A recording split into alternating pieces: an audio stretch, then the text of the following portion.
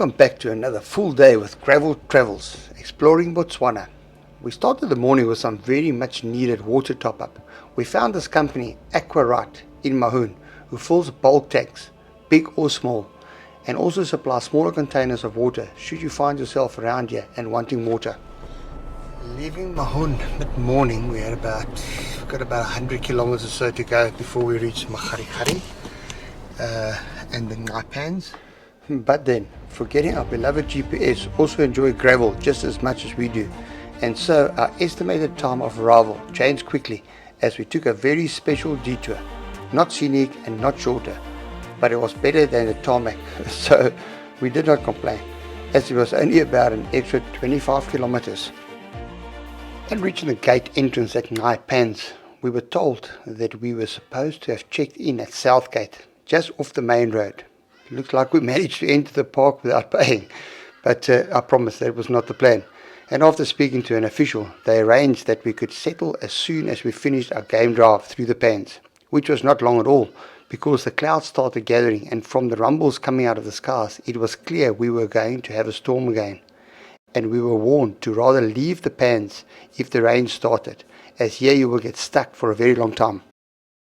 But being very optimistic and really wanting to see the Nxai, we entered the reserve looking for some action, and I'm not sure if it was the unrest of the storm or just this big bull not liking the Hilux, but we had to move, and I was also told to. Well, go!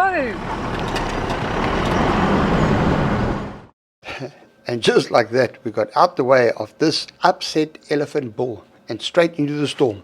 The heavens just opened up on us again, and the dry rutted roads became mushy, tractionless slipways, and we decided to rather get back to the main road and leave the pans.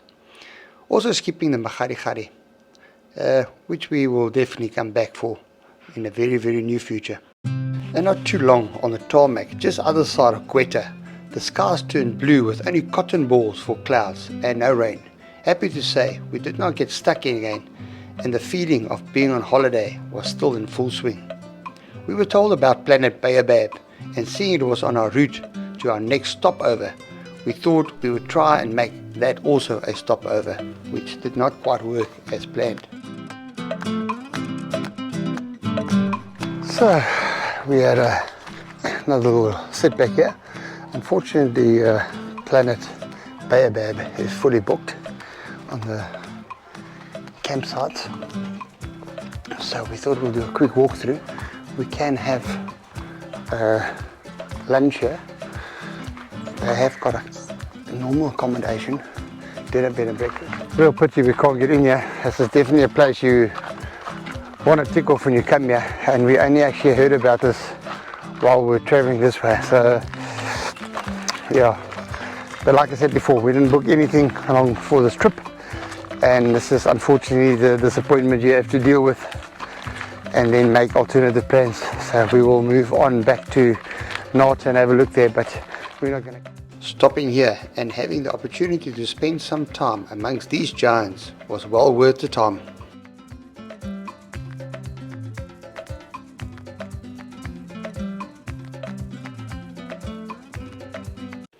Driving towards Nata, we found Nata Lodge, also a very well-known place and often mentioned by travellers, and I can understand why.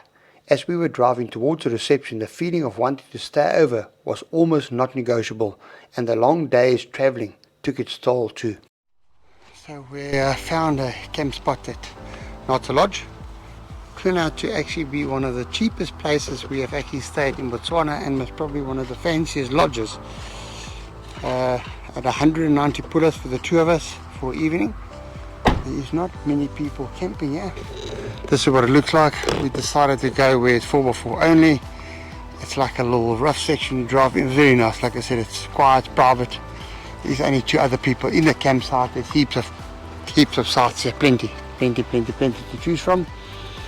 There's a permanent guard on duty here. So we've had a long day. Only real excitement we've had half today is all the driving, and obviously the storm at Nxai. So other than that, we have not had much luck with anything else. So Let's go and see what this lodge looks like inside. So Nata Lodge is just outside of Nata, a couple of kilometers. There's, like I said, there's a variety of accommodation available. This is not far away from where we're camping. It's extremely clean and neat. They've got bathrooms, plenty here. Also, once again, every single campsite so far that we camped at has been like this. It's been absolutely fantastically clean and organized. So, and this is the main man here that helped us so nicely with the campsite shot, my brother. Thank you very much. You're welcome. Have a good New Year, my man. Cheers. You're welcome. You're welcome. So, yeah, we are now off to the restaurant and pool area where I can't wait to just go and relax. Cheers, chaps. Happy New Year's once again. We are coming closer to the end of this trip, but before we get to that,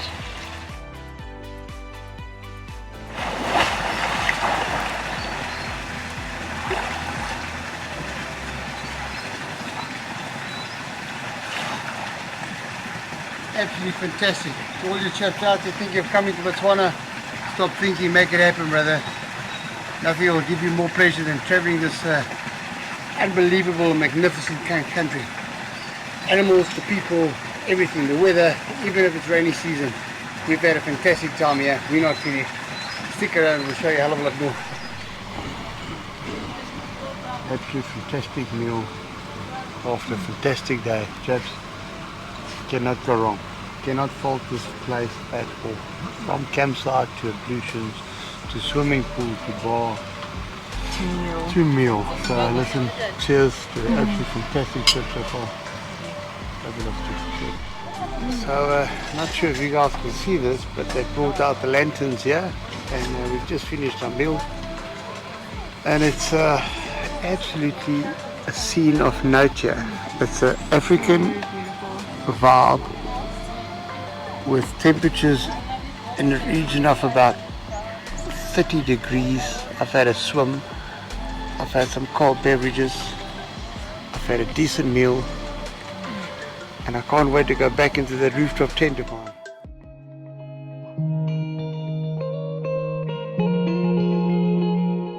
After an amazing night's sleep, we decided to stop at Tyre World for some wheel balancing and alignment before taking on any more roads.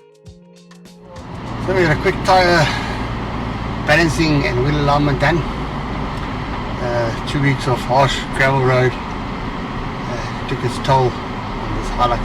And to be honest, Tyre World, walked in straight away there at about 9 o'clock, 20 past 9, 45 minutes was done. And really painless, effortless, and 270 puller later, which is absolutely worthwhile, even if it's just peace of mind. So if you find yourself in Francistown wanting any wheels done, I can highly recommend Tyre World. And here we've got the Rebel gang stealing water. This is quite a normal sight here. This is about the third time we've seen this on one of their main roads here in Botswana. They absolutely destroy the tanks and help themselves to the water. That's why a lot of the campsites as well, they've actually got these sharp stones with reinforcing sticking through so the elephants can't walk there. Otherwise they destroy the pipes and the taps and everything just to get to the water.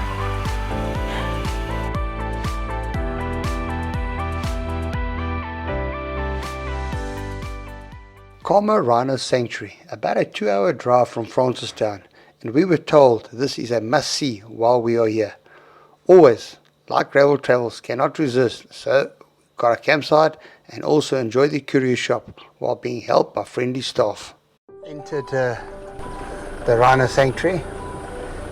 It is 8,600 hectares worth of ground to try and cover and see some animals, and this is what we've been welcomed with just entering the park within the first 5 minutes.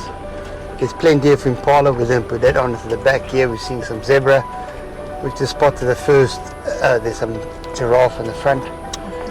Little babies here, it's obviously the breeding time's just been. And then there's some white rhino right at the back. I spot one right there. There you go.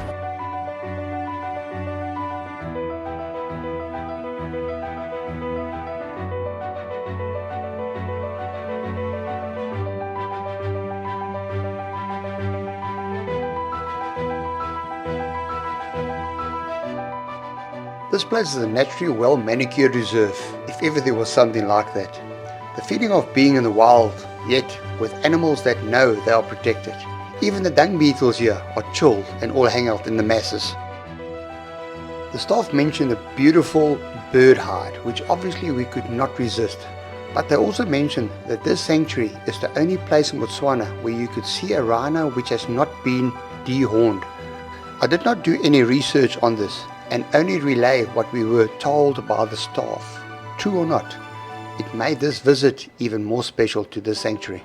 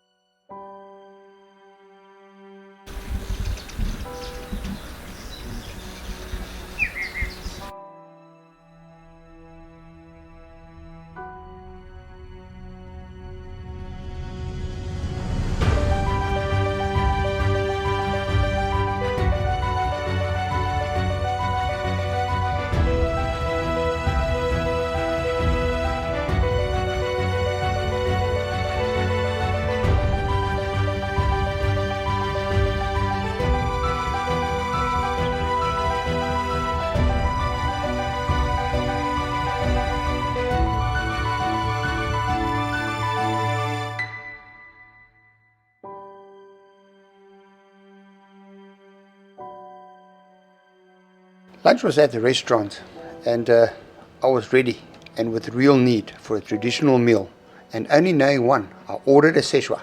I hope that's right, Szechuan. And this made me miss my mother's loving home cooked meals. So we got campsite number 10. And this is the tree we've got Makongwa, that's what we're camping under. So quick walk through the ablutions. Fairly clean, broken door too, but yeah, it looks like there's some shower taps in place, bathrooms, toilets, there you go. Yeah, nothing more than that. Urinals. The main thing is it's peaceful, it's quiet, it's right up my alley. And with all the quiet and peace came a super night's sleep, and also the end of this episode. Thanks for watching. The last episode we go to Khama Rhino Gorge, take a guided hiking tour up the gorge and spend our last night in yet another spectacular campsite.